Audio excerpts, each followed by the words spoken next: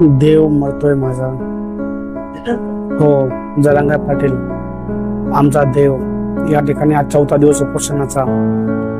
1.5 कोटी मराठ्यांची सभा घेणारा देव आमचा, ज्याकडे दुर्लक्ष केलं जातंय. 6 कोटी मराठ्यांचं दैवत जरांगे पाटील, त्यांच्याकडे दुर्लक्ष केलं जातंय.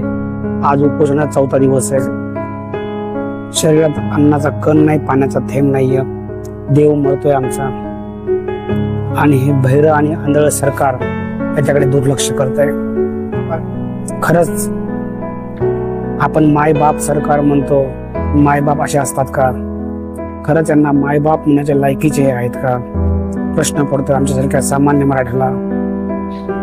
ज्या मराठ्याने आम्हाला आमचं अस्तित्व कसं टिकवायचं, आमचं अस्तित्व काय, हे एकी काय असते, सर्वांना एक केलं, त्या आमचा देव आज मरायला लागलाय आणि कोणाचं त्याच्याकडे लक्ष नाही, कोणालाच फरक पडत नाहीये. नक्कीच येणाऱ्या काळात आम्हाला या सरकारबद्दल काहीच फरक पडणार नाहीये, पण कायम आमच्या दैवतासोबत आम्ही राहणार. आम्ही आमच्या देवाला मरू देणार नाहीयेत.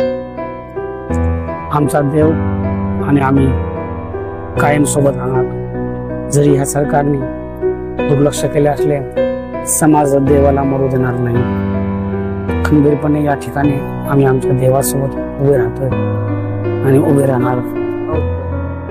डॉक्टर आले तपासायला, कुठलाच रिस्पॉन्स देत नाहीयेत जरांगे पाटील.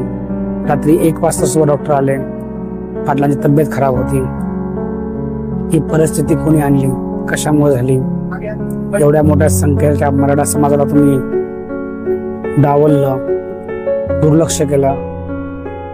फक्त मागण्या पूर्ण केल्या नाही असं नाहीये, तुम्ही त्रास दिले आमच्या देवाला भयानक.